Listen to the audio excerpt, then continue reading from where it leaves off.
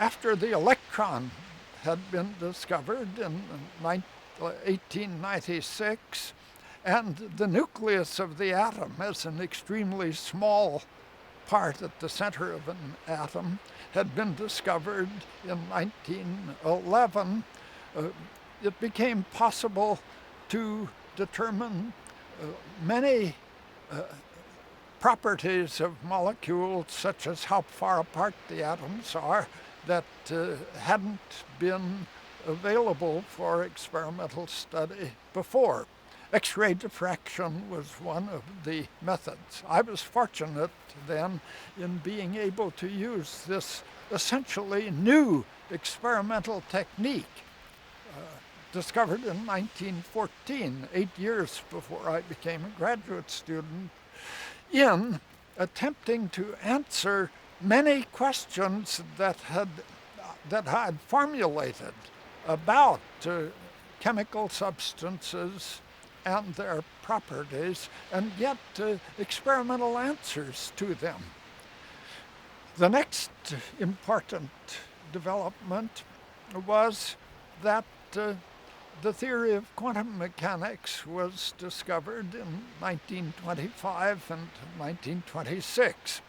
This was an improvement on the old quantum theory. The old quantum theory was an approximate theory which sometimes worked in a very remarkable way and sometimes failed. But quantum mechanics, so far as chemistry is concerned, quantum mechanics is the basic theory, and there's nothing wrong with it. It works. I realized in 1926 already that quantum mechanics could be applied to answer many additional questions about the nature of the chemical bond, the structure of molecules and of crystals. So during the next 10 years, I was able to apply quantum mechanics to chemical problems in a very productive way, changing the whole basic nature of chemistry in such a way that essentially all chemists make use of these new ideas along with the old structural chemistry that had been developed much earlier. Someone asked me not long ago, what was the discovery that I made that excited me the most? And I answered that it was the basic discovery about directed chemical bonds that I made probably January of 1931. I had in fact published a paper in 1928 already, 2 years after I began learning quantum mechanics, in which I said that from quantum mechanics, by a treatment that I called the resonance theory, I could explain the tetrahedral nature of the bonds of the carbon atom, and that I would publish details later. Nearly 3 years went by before I published the details. In 1928, I was working with the quantum mechanical calculations, which were very complicated mathematically.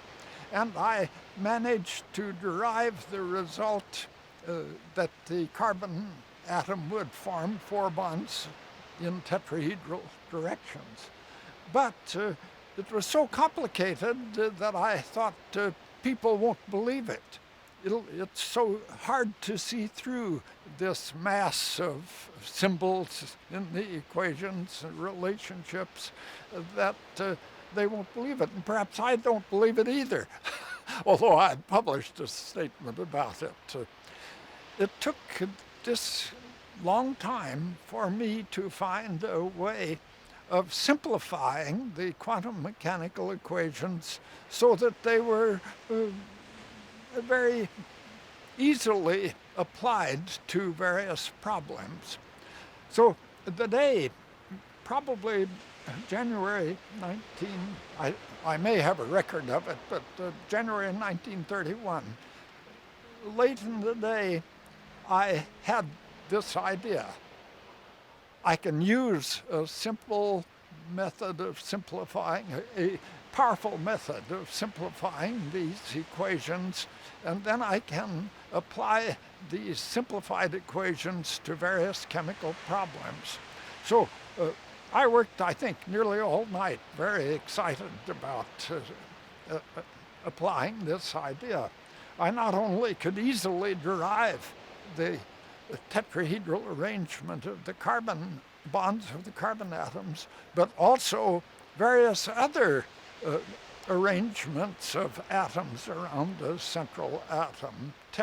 Not only tetrahedral, but also octahedral ligation and square planar ligation, which does occur with certain substances. And I could make predictions about relationship between magnetic properties and the arrangements of the atoms around each other. I consider that paper, which was published, I think, 17th of March, 1931, as my most important paper. And I believe I'm right in saying it's the one that developed the greatest feeling of excitement in me.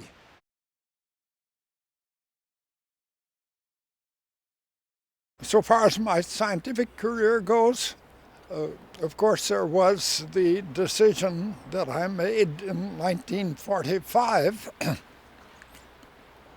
46 perhaps, but starting in 1945, and that may have been made by my wife rather than me, to sacrifice part of my scientific career to working for control of nuclear weapons and for the achievement of world peace.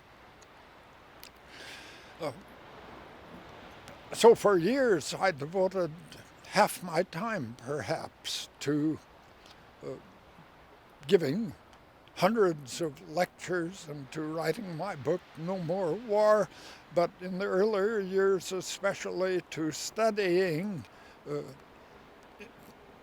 international affairs and social, political, and economic theory to the extent that enabled me ultimately to feel that I was speaking with the same authority as when I talked about science. This is what my wife said to me back around 1946, that if I wanted to be effective, I'd have to reach the point where I could speak with authority about these matters and not just quote statements that politicians and other people of that sort had made.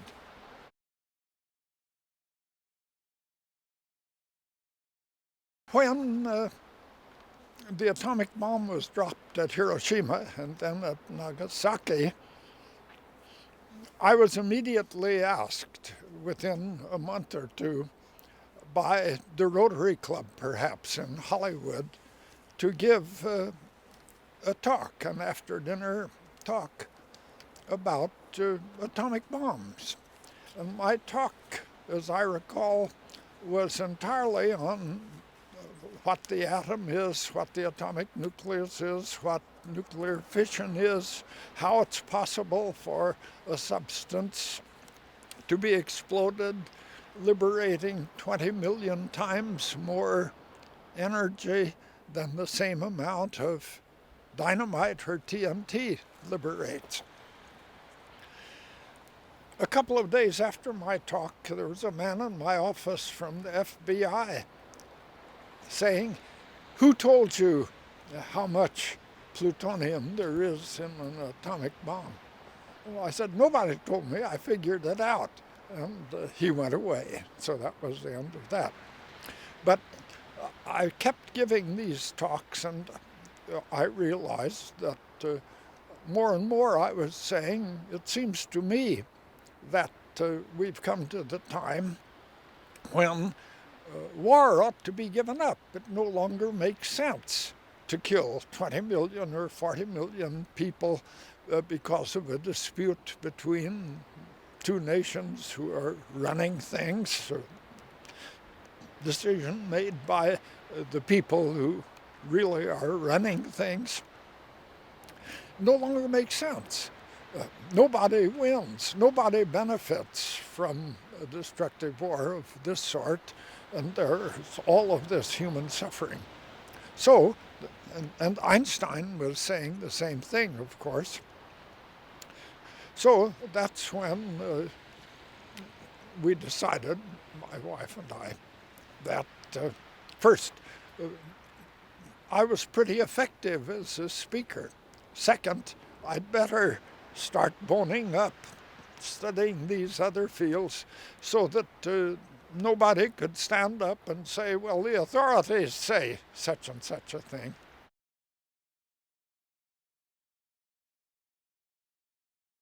Back in 1945, my first talks, these were just pedagogical. I was just explaining nuclear fission. Then I began rather gradually expressing the opinion that the time had come to work for international treaties and international law to settle disputes rather than to use the barbaric method of war made especially barbaric by the nuclear weapons. So I was working toward the goal of a world without war. But I didn't ever think that I would attain the sort of prominence in this effort that I have obtained. The McCarthy period came along, of course, 1950, 51, 52, and the other people, many of the other people who'd been scientists who'd been working along these same lines gave up, probably saying, well, why should I sacrifice myself? I'm a scientist. I'm supposed to be working on scientific things, so I don't need to put myself at risk by talking about these possibilities. And I have said, perhaps I'm just stubborn. I don't like the idea. I have said, I don't like anybody to tell me what to do or to think, except Mrs. Pauling.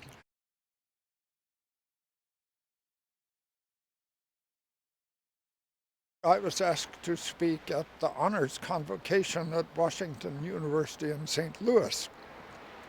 During the preceding months, there had been additional information released about damage done by radioactivity from testing of nuclear weapons and by the Hiroshima and Nagasaki bombs. So my talk was about that. It got a tremendous response from the audience. When I said we have to stop the testing of nuclear weapons in the atmosphere because hundreds of thousands of unborn children and of people now living are being damaged. So with two other professors, Barry Commoner and Ed Condon, I decided to write a petition.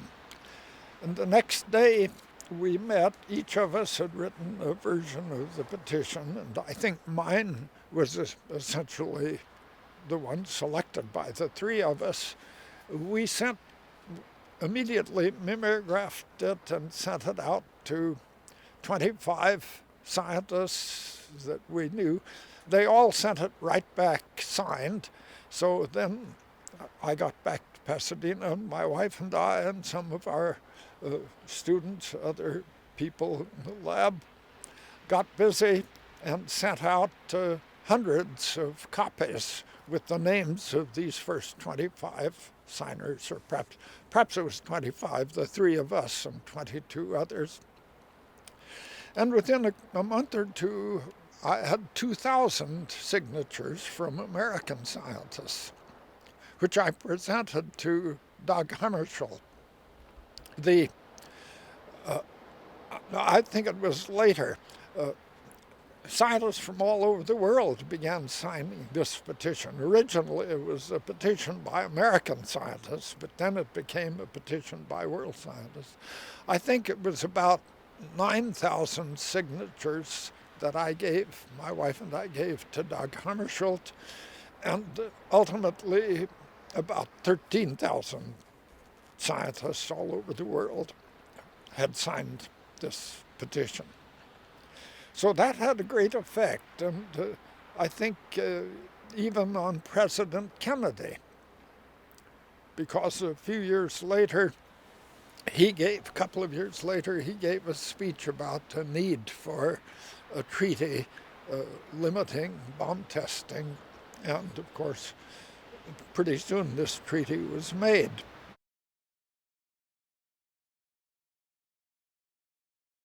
Well, it was a difficult period.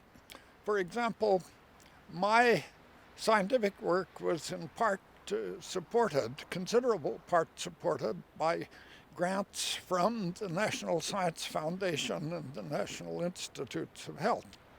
So I got communication that these grants were not going to be made starting out, despite the letter that you received 2 months ago that the grants were to be made. They are not going to be made. And for a while I didn't understand what it was about. And I telephoned to the National Institutes of Health, and the man that I talked to said, well, you have associates. Why don't you split up the application and you apply for part of the work, and your two associates, Dr. Corey and Dr. Campbell, apply for other parts. So we did that, and within a week we sent in these revised applications. And within a week, Dr. Corey and Dr. Campbell had their grants approved, and even the amounts increased and the period extended. And they never acted on my application. So I was fortunate that this political action by the National Institutes of Health, who were worried about McCarthyism, didn't really seriously interfere with my researches. But there were, I understood at the time, 40 scientists who had had their grants canceled at this time. And I remember talking with one of them at Columbia University. He was despondent. He didn't know what to do. The university wouldn't support him, and his work was more closely knit. He didn't have an associate who could apply for the grant. So there were scientists who were really very hard hit in their scientific work by this political action. Ovita Kulp-Habe from Texas, who was Secretary of Health, Education, and Welfare, was frightened enough by McCarthy to have the people go over the list and select people that they thought might be attacked by McCarthy and cancel their grants. That was one thing that happened. Of course, the State Department prevented me from traveling for 2 years. The first time when the Royal Society of London was holding a 2-day conference to discuss my work. I was to be the first speaker, work on the structure of proteins, an international conference just to discuss the discoveries that I had made. And I couldn't go to the conference because I couldn't get the passport. So for 2 years, the State Department caused trouble for me. They wouldn't tell me why.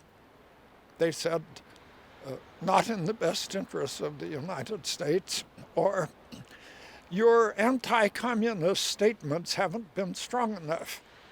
I was having a scrap with the communists, the Russians, in the Soviet Union at the time, and I was critical of the Soviet Union, but they used that as an excuse, saying they weren't strong enough, my statements. I'm sure this interfered seriously with my work. When I was awarded the Nobel Prize in Chemistry, the New York Times had an article saying, will Professor Pauling be allowed to go to Stockholm to receive this Nobel Prize? So I received the passport, which had been turned down only a short time before. It was sent to me. Senator Hennings of Missouri was chairman of a committee in the Senate investigating the State Department's passport division. The Assistant Secretary of State was testifying after I testified. Senator Hennings said, how did Professor Pauling happen to get his passport then? Was there an appeal? And he said, well, a sort of self-generating appeal. So Senator Hennings said, do you mean to sit there and tell me that the State Department of the United States of America allows some committee of foreigners in a foreign country to decide which Americans will be allowed to travel? Well, he didn't have any answer to that.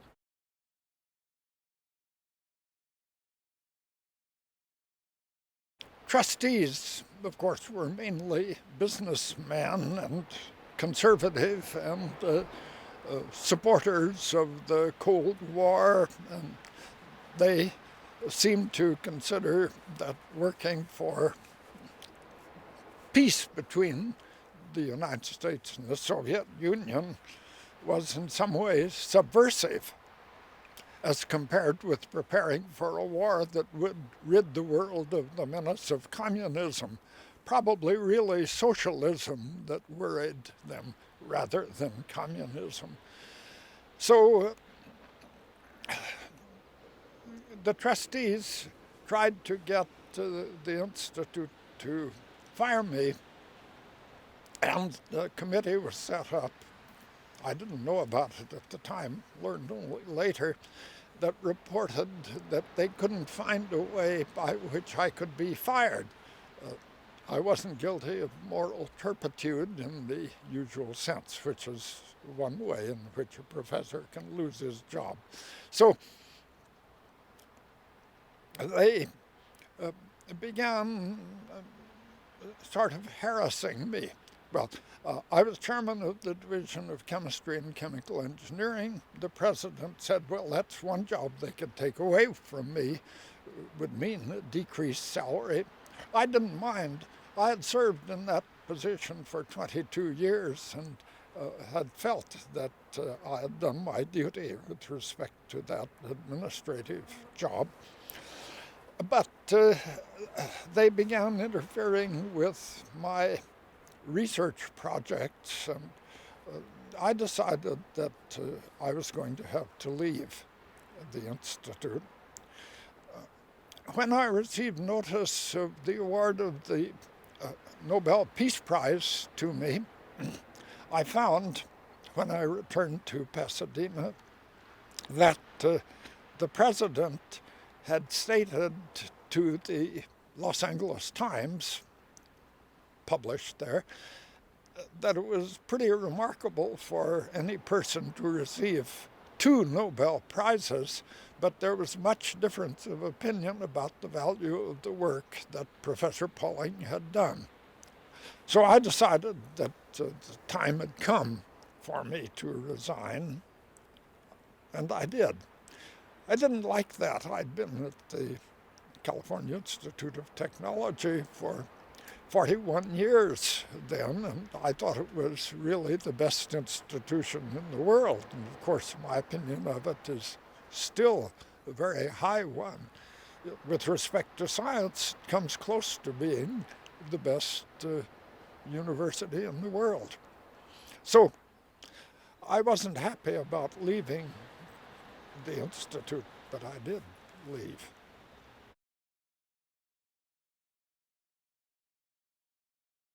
The Division of Chemistry and Chemical Engineering did not hold a party to celebrate my getting the Nobel Peace Prize, whereas they had held one when I got the Nobel Prize in Chemistry.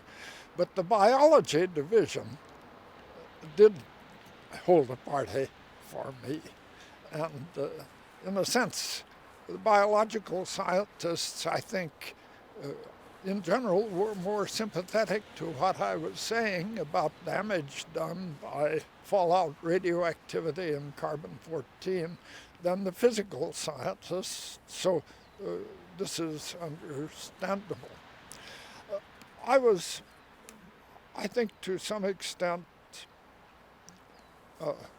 disappointed that my colleagues in the Institute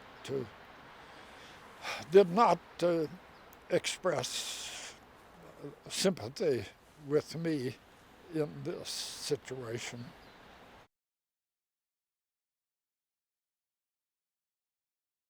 I'm not sure that I can remember.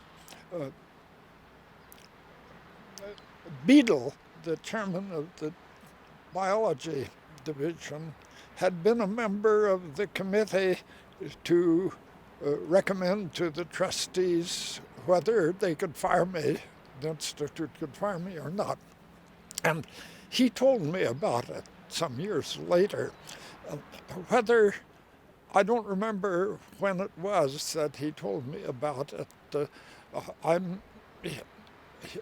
know that he was, in a sense, sympathetic to me. Well, there are many people at the Institute that I considered my friends, and perhaps, and if they're still alive, still consider them my friends. But it was a difficult period, so I can't complain about their not being open in expressing sympathy for me.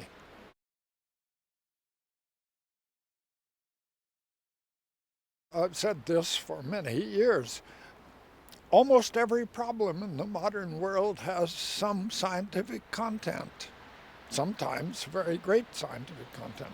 For example, the argument going on now about the ozone layer, destruction of the ozone layer, or the nuclear winter, if there were to be a nuclear war. That seems no longer to be an important matter. I think the chance of having a nuclear war is much less than it was before. Or the greenhouse effect with an increase in temperature of the Earth. But all minor problems too, the ecological problems, they're largely scientific problems. And while scientists may not be able to decide what the best course is to follow, nevertheless, I think their judgment is apt to be a little better about these problems than that of the non-scientist. So I have said that a scientist has obligation to his fellow citizens to help them to understand the problems and to make the right decisions.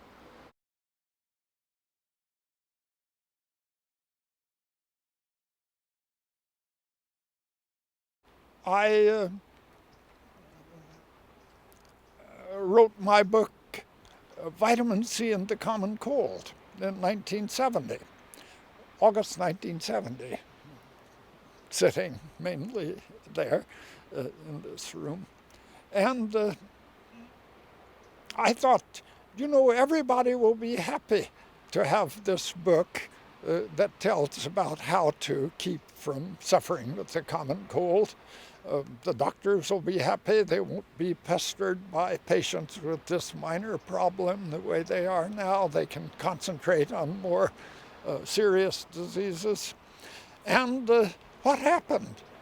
A month later, the medical letter published an attack on me for having written this book, and all of the other, the medical Modern medicine published an attack on me for a whole lot of things. And I wrote to the man, the editor of Modern Medicine, and said, you remember that Modern Medicine gave me the Modern Medicine Award 4 or 5 years ago for my work on sickle cell anemia. And here you are attacking me. And then I went on and said, I want you to publish this retraction. And I wrote a very abject retraction on all the points. And they published it just the way I had written it, retracting. But I've been astonished that the medical profession, at the response of the medical profession to orthomolecular ideas.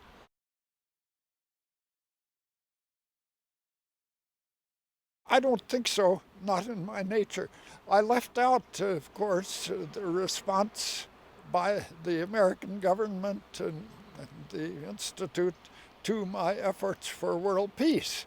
It didn't occur to me back in 1946 that for me to be saying in what I thought was a completely logical way that the time had come to give up wars between the great nations. They're counterproductive now. Nobody benefits. They're so destructive that nobody benefits. So we'd better be sensible. And here I get attacked. So every time it's been, you'd think I'd learn after a while, not be surprised.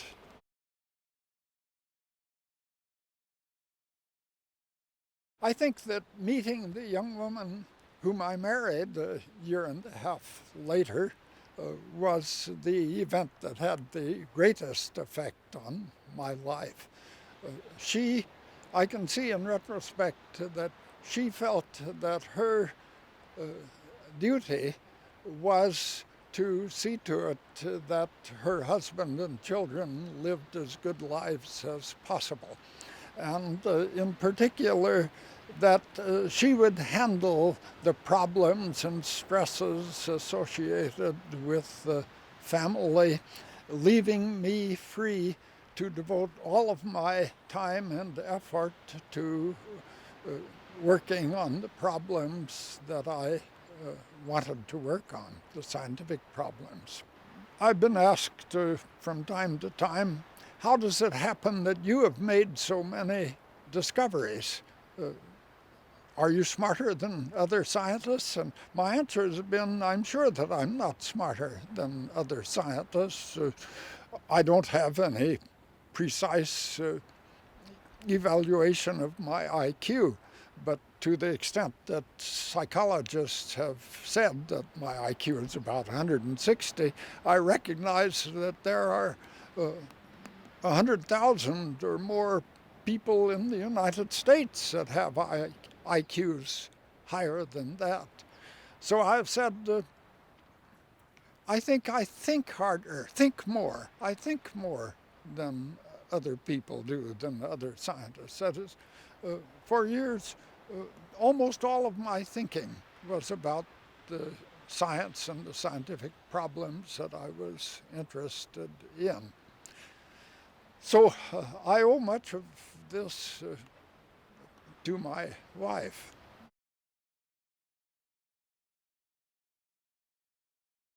Well, when I was 11 years old, I became interested in insects, entomology. And for a year, I read books about insects and collected specimens, butterflies and beetles in the Willamette Valley in Oregon. When I was 12, I became interested in rocks and minerals. I couldn't collect very many. Where I wasn't a good source of minerals except agates, but I read a great deal about minerals. Then when I was 13, I became interested in chemistry, in these remarkable phenomena in which one substance is converted into another substance, or two substances react to produce a third substance with quite different properties. Then, when I was 18, in 1919, when I was teaching quantitative analysis full-time at Oregon Agricultural College for 1 year between my sophomore and junior years, I read the papers of Irving Langmuir in the Journal of the American Chemical Society in 1919 and went back to G.N. Lewis's 1916 paper. And these papers dealing with the nature of the chemical bond, the role of electrons in holding atoms together, interested me very much. That has been essentially the story of my life ever since.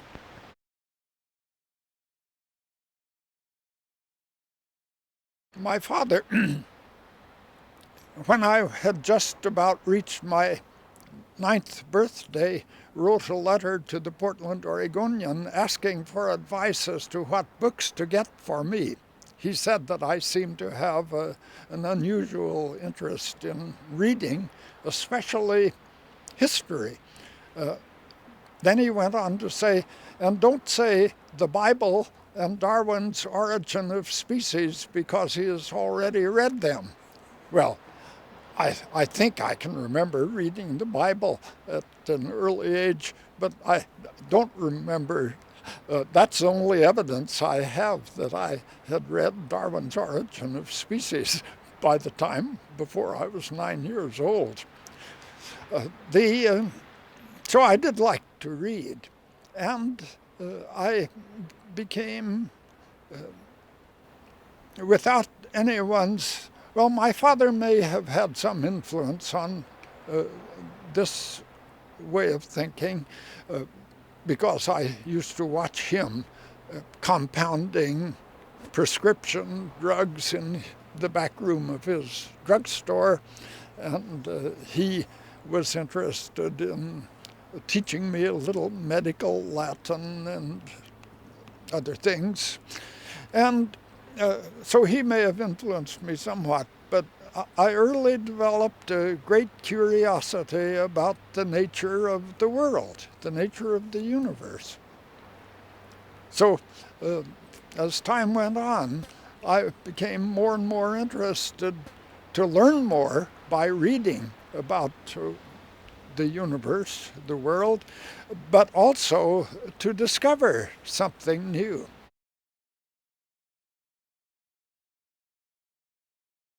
This boy, Lloyd Alexander Jeffress, just my age, 13, asked if I would like to see some chemical reactions. He had various chemicals that he had got perhaps at the drugstore, and he carried out some reactions. And that interested me very much. I don't know whether shortly after Lloyd Jeffress showed me this experiment, I decided that I would be a chemist. It may have been a year or two later. When I was 15, 2 years later, I remember my, perhaps 16, Lloyd Jeffress and I were visiting my grandmother in Oswego, Oregon, and she said to me, "What are you going to be when you grow up, Liney?" And I said, "I'm going to be a chemical engineer." Lloyd Jeffress, who became a psychologist, leading psychologist later on, said, "No, he isn't. He's going to be a professor." But I went on and got my bachelor's degree in chemical engineering at Oregon Agricultural College because I didn't know that there were such people as professional chemists. They didn't have advisors about your choice of a profession in the schools at that time. And I knew about engineering, I knew about chemical engineering, so I thought that was the way that I could earn my living and still be doing chemistry.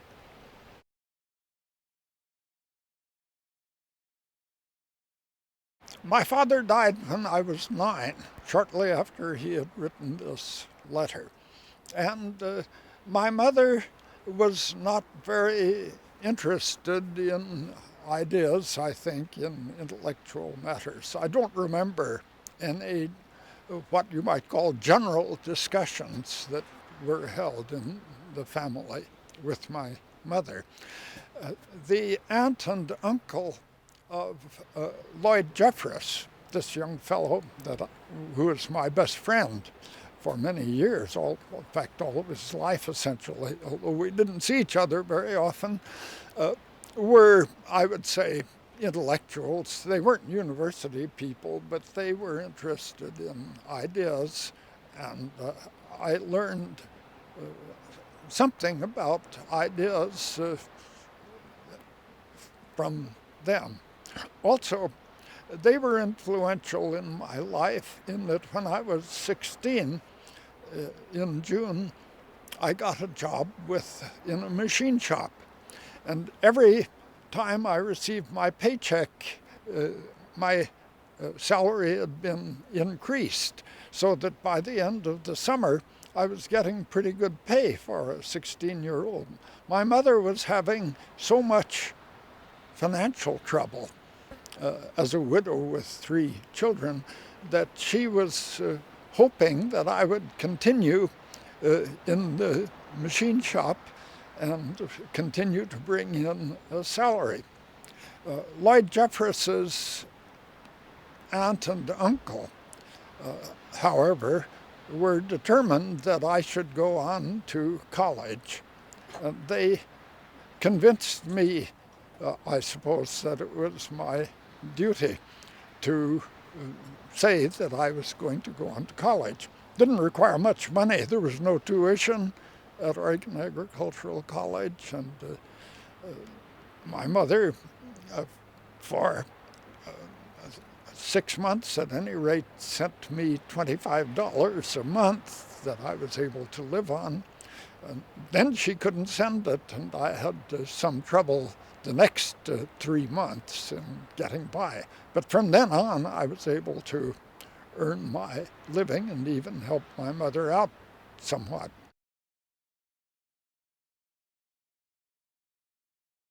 Well, I'm sure that I got in the habit of working and not being lazy, not wasting my time. In the 3rd term of my freshman year, when my mother was no longer sending me money, I was able to make $25 a month, which was barely enough for me to get by with, by working 100 hours a month, chopping wood and cutting up quarters of beef for the girls' dormitory, chopping wood for the wood-burning stoves in the kitchen of the girls' dormitory, and cutting up the beef for them, and mopping the kitchens every night. And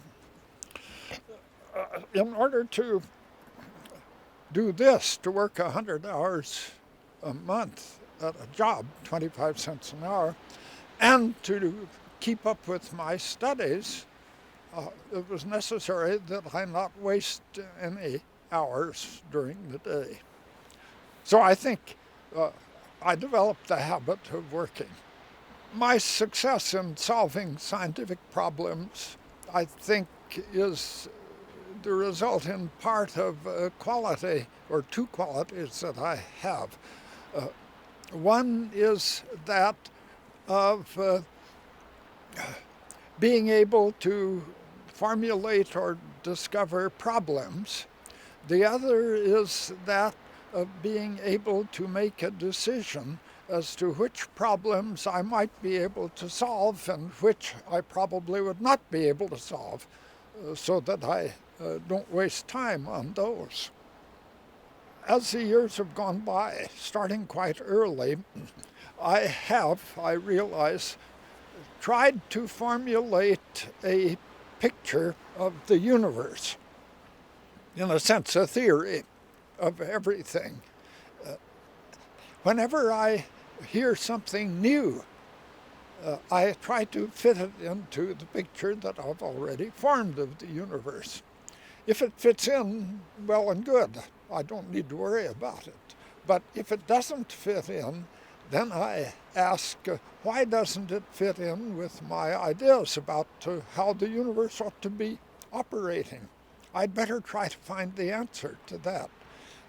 So then I can ask, well, is my background of knowledge and experience such that I have a reasonable chance of finding the answer? And if it isn't, I say, well, perhaps someone else will make some progress with that idea, but I'd better go on with the others. So I have lots of ideas. I do a lot of scientific reading, and quite often, every week perhaps, I read about something that someone is reporting that puzzles me.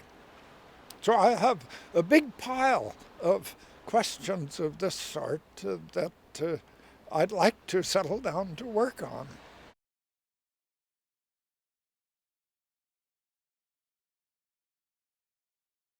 In 1935, after I had worked on the structure, the basic principles determining the structure of inorganic compounds, including minerals, and simple organic compounds, the simpler organic compounds, I began work on hemoglobin and other very large molecules in the human body.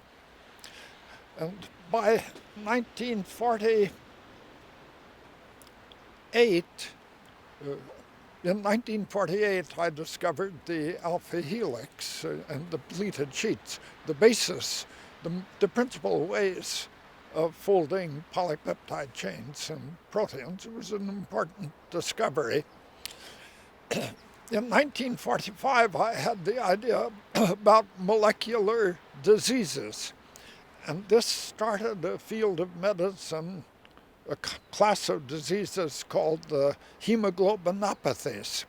It had not been known before my discovery of the hemoglobinopathies that you could have diseases of molecules, these large molecules in the human body. So it was an important contribution. I decided after working on the hemoglobinopathies for several years to shift to mental disease, and reported some new ideas about about anesthesia and about schizophrenia and other diseases. In 1948, I had an idea, or published for the first time, an idea that in 1970 I called 1968. This was 1968. I published my first paper, two papers introducing the adjective orthomolecular. These were about orthomolecular psychiatry and orthomolecular medicine in general. Orthomolecular medicine is the adjustment of the amounts of orthomolecular substances in the human body to achieve the best of health and the smallest incidence of disease, and provide the best additional methods even of treating disease. Orthomolecular substances, I said, are substances that are normally present in the human body and required for life. Some of them we make for ourselves, in the liver, say, or in other cells in the body. Some we have to get in our foods or as vitamin supplements or other dietary supplements. The remarkable thing about orthomolecular substances, such as the vitamins, there are many others, is their astonishingly low toxicity. If a patient with severe arthritis takes 10 times as much aspirin as a doctor has prescribed, the patient will be dead. In general, drugs are given in amounts, of course, coming close to the amount that will kill a person.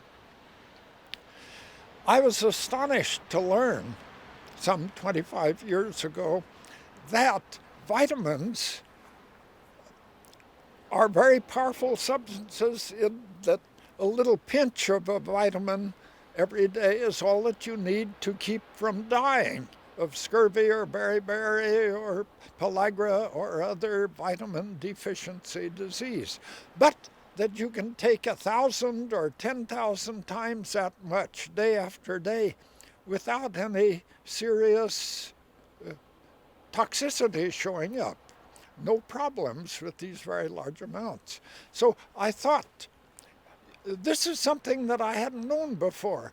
My picture of the universe did not include these orthomolecular substances, a term that I invented, these orthomolecular substances that have powerful physiological effects but are also essentially non-toxic.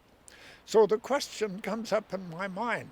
I know that the authorities recommend an intake, the RDA, of the various vitamins, and they say this intake will keep most people from showing signs of vitamin deficiency or from dying of vitamin deficiency.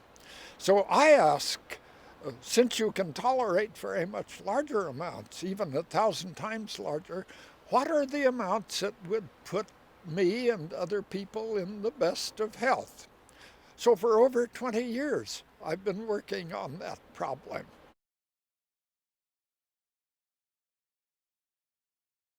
Well, first I would say I don't think that there are many skeptics in the scientific community. Scientists know me from way back, and they are in a position to appreciate the significance of anything that I say. It's the MDs, the physicians, that constitute the problem. So, with a few exceptions, a few oddball scientists who say that I'm wrong, it's mainly just the medical establishment that supplies the opposition to orthomolecular medicine. And we can ask why. In fact, many articles, 2 books have been written discussing just this problem. One of them just in the process of publication, by Dr. Eveline Richards, is called The Vitamin C Controversy. Another by Ralph Moss, which is available now, is called The Cancer Industry. And each of them suggests that the profit motive plays an important part. And the drugs that are used to treat cancer and heart disease and other diseases often are sold at very high prices. They runs hundreds of billions, really, of dollars per year spent on medicine. Much of it, the cost of the drugs, which may be several $1,000s per year per patient, and the costs of the paying the physicians for their time and the paying for the very expensive instruments, diagnostic instruments that are used, and so on. And I can understand concern about opposition coming through the treatment of diseases or prevention of diseases by substances that cost almost nothing. Vitamins, very cheap, you know. So the profit motive probably is operating here, even though the medical authorities might deny it.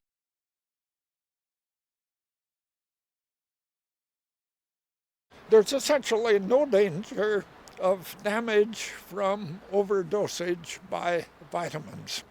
Even the damage from vitamin A, which is always mentioned as the dangerous one, is very small compared with from drugs. Such over-the-counter drugs as aspirin cause hundreds of deaths per year. Nobody has ever died. Possibly one person is known to have died from an overdose of vitamin A. So there's no danger from overdoses of vitamins, essentially. There's a limitation on the amount of vitamin A that is recommended. I have said I think people shouldn't take more than 25 times the recommended RDA. And now it's said you shouldn't take more than 8 times or 10 times the RDA. And that some people develop headaches if they take 40,000 units of vitamin A per day for long periods of time. That's all right. You can take beta-carotene, which is a precursor of vitamin A and changes into vitamin A in the human body. Without limit, no toxic dose is known for beta-carotene. For vitamin C, I knew a man who took 130,000 milligrams of vitamin C a day for 13 years to control his cancer. That's a quarter of a pound of vitamin C a day. So he wouldn't need to eat so much starch. He could rely to some extent on burning the vitamin C in the cells of his body to provide energy, as well as controlling the cancer. So I take now 300 times the RDA of vitamin C per day, and I've been doing that for years. And I take 80 times the RDA of vitamin E. I take about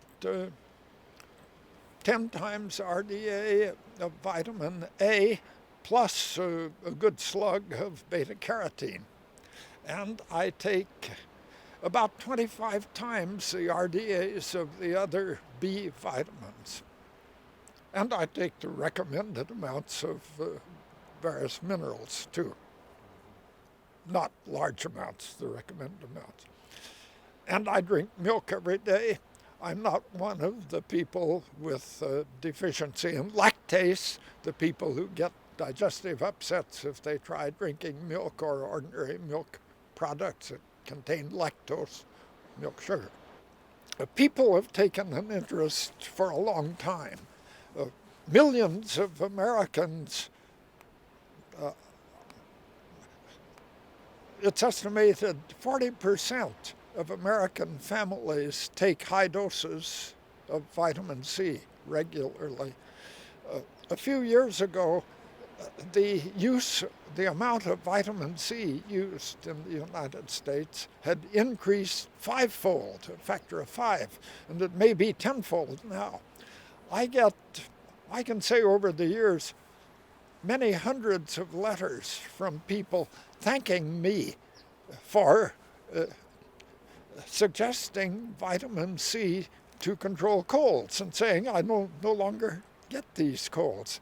And I get have got hundreds of letters from people, including physicians, about asking for more information about vitamin C for controlling cancer, but also sending information about how long they've been able to control their cancer by taking perhaps 36 grams a day, day after day, or in the case of this one man, a chemist in San Jose working for IBM, taking 130 grams a day. I'm sure that most scientists accept what I've been saying these years. I wasn't the first to say it either. Other people had been advocating vitamin C for controlling the common cold and cancer and other diseases back starting 50 years ago. I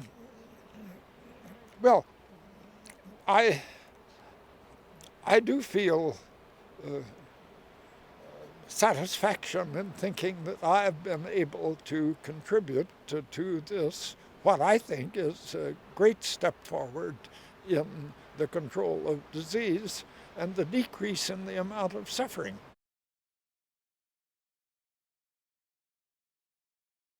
Up to 40 years ago, perhaps, or 50 years ago,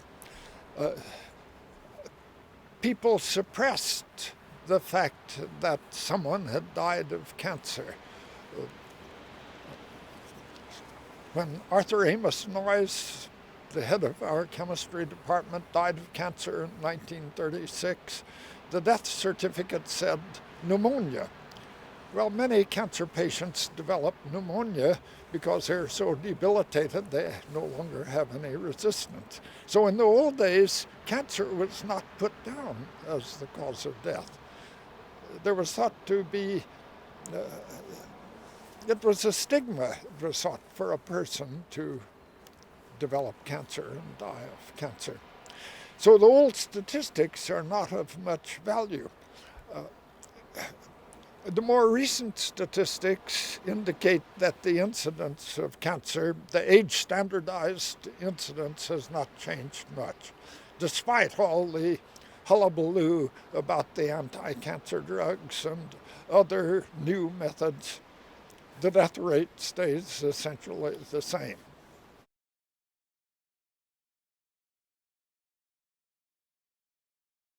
Well, I continue to think that I was fortunate in having started out, at least by the time I got my doctor's degree, in getting a good understanding of physics, basic physics and advanced physics, and of chemistry as a whole.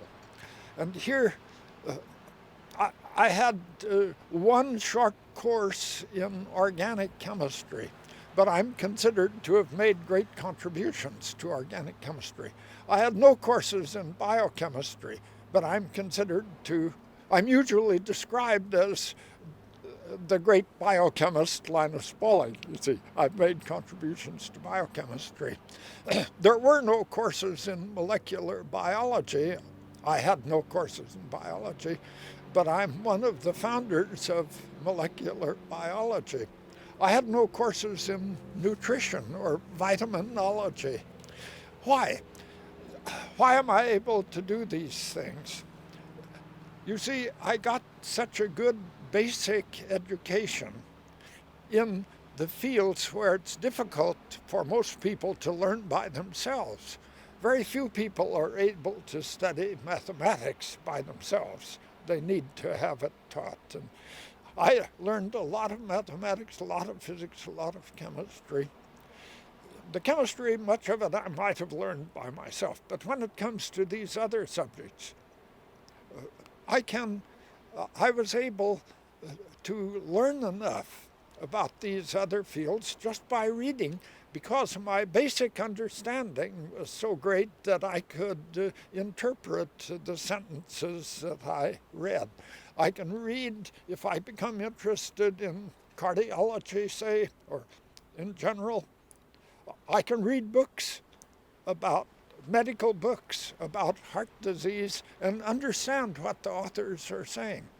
Even 50 years ago, I was recommending to students in the California Institute of Technology who came to me for advice to do graduate work in chemistry rather than in biology, even though they were interested in biology. They could take some courses in biology, but they could do reading by themselves to learn most of biology.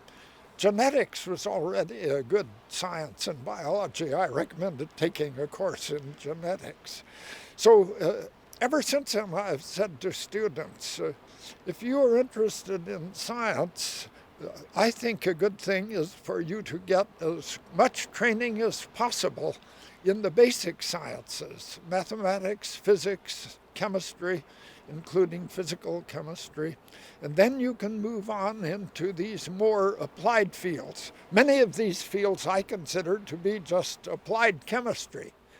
Molecular biology is, I say, a branch of chemistry, just as biochemistry is a branch of chemistry.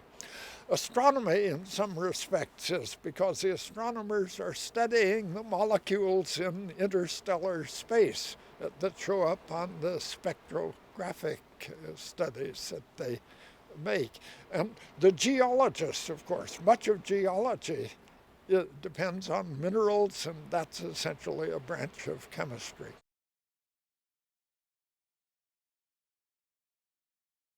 Sometimes I say you shouldn't think that your efforts, your demonstrations, participation in peace walks or writing letters to members of Congress or to the local newspaper are wasted efforts. You can contribute, and you can't be sure how great your contribution is, but you can contribute, so do it.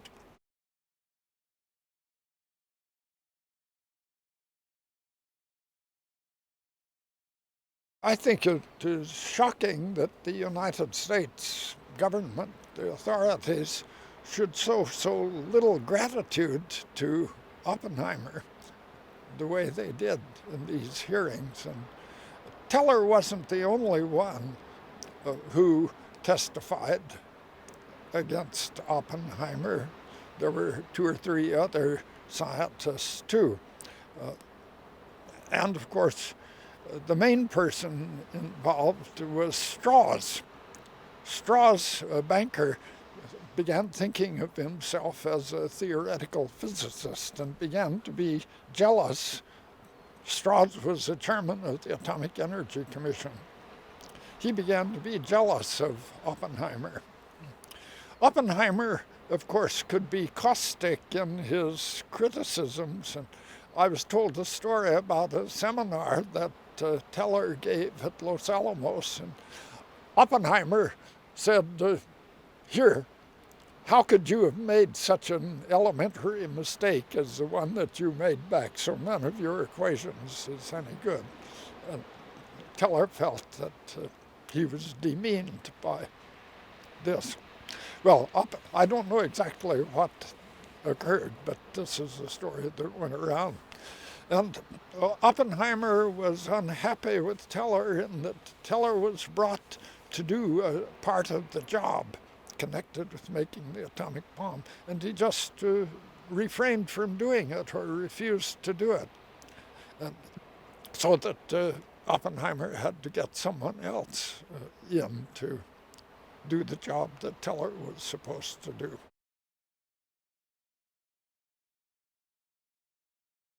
In 1931, perhaps, I've forgotten which year, Einstein was visiting at Caltech, and I gave a physics seminar on quantum mechanics and chemical structure. And Einstein was there sitting in the front row in the physics lecture room, and there were reporters there, of course, as usual, wherever Einstein was. And at the end, the reporters asked him, what did you think of Professor Pauling's talk? And he said, it was too complicated for me. This is published in the Pasadena Star News. Well, maybe that I should have presented it, and perhaps I did include too much detail for physicists. You know. Chemists are more interested in the details than the physicists are.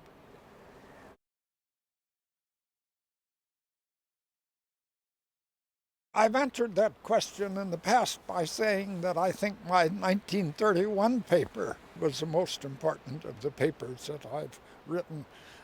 There were others too that altogether they contributed to making a great change in the way that essentially all chemists think, changed the science of chemistry.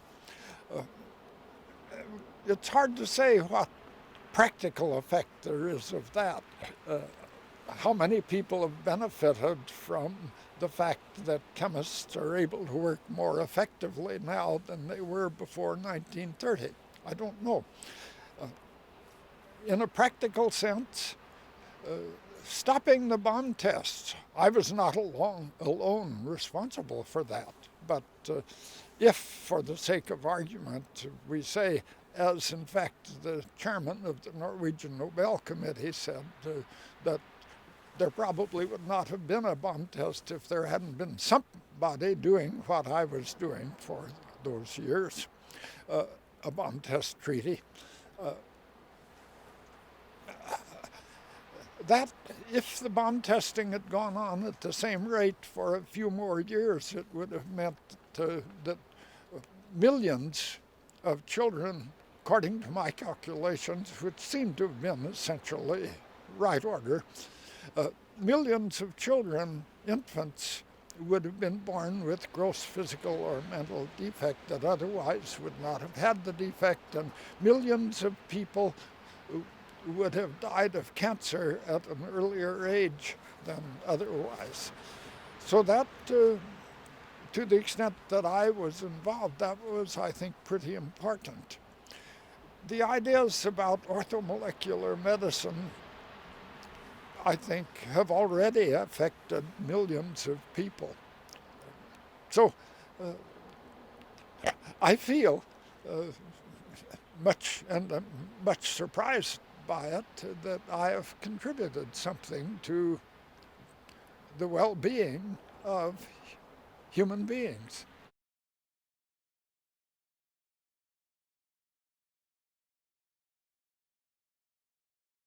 Perhaps if I had been allowed to go to that meeting in London, which is what people say interfered, perhaps I would have discovered the double helix. I had described it several years earlier, saying that the gene consists of two mutually complementary molecules, which, when separated, each could act as a template for the synthesis of the other. And Watson and Crick knew that, and they were using my method by which I determined the structure of proteins, the alpha helix and the two pleated sheets, in their attack on the double helix, just as I was. I think my wife may have been right in sort of implied criticism, not really implied, afterward when she said to me, if that was such an important problem, why didn't you work harder at it? And as I look back, my feeling is that I didn't work very hard at it. And I have to admit, sort of had the feeling that I didn't need to work very hard, that I'd probably discover it in the course of time, the structure of nucleic acid. And so this was a sort of hubris, I suppose, a sort of feeling that I was better than I really am.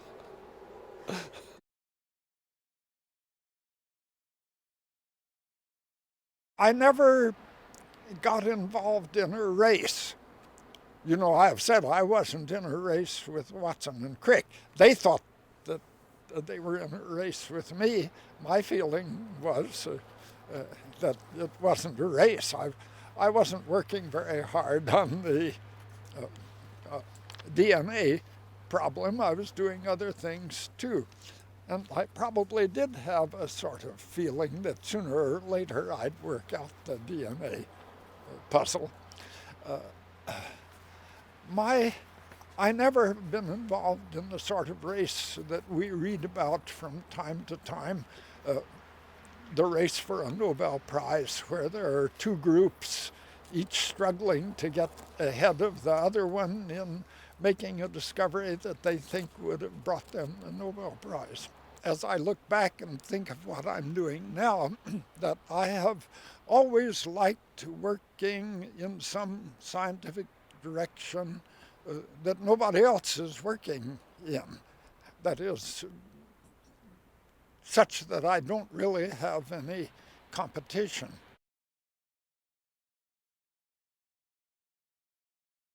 How can a young person be happy?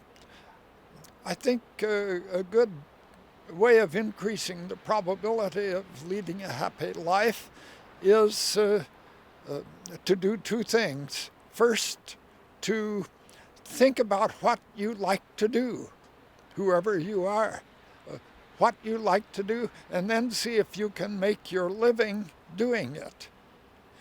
Second, look around, keeping your eyes open and your brain working, and find somebody of the opposite sex with whom you enjoy talking and with whom you can get along, get married young, and stay married.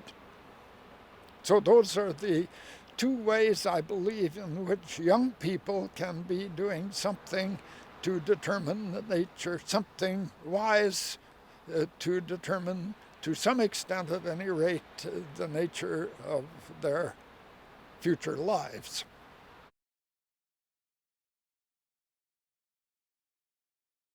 Well, I'm not sure that it had very much effect. I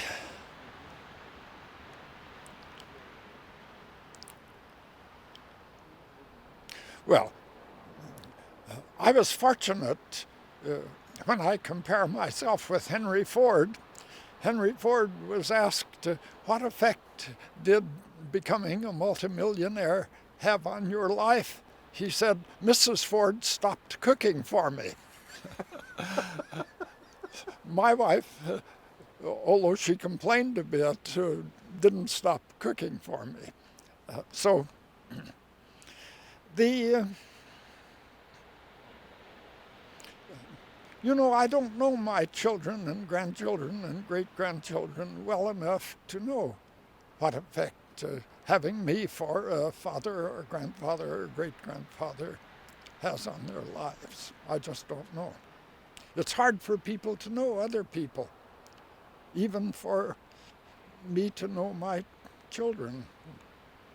They're pretty good children, to the extent that I know them.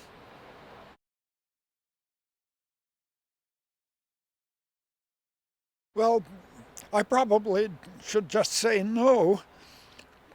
There was a period of 5 years, or 4.5, 4 years, something like that, 4 years, during which I learned no additional mathematics. And when I got to Europe with my wife in 1926, I discovered many young theoretical physicists there who knew mathematics more thoroughly than I did. I thought, and have continued to think, that if during those 4 years, from the time when I was 17 years old to 21, I had been learning the sort of mathematics that I started then again to learn in graduate school, I might well have been more adept at the mathematical side of science than I am. But, I'm not really complaining.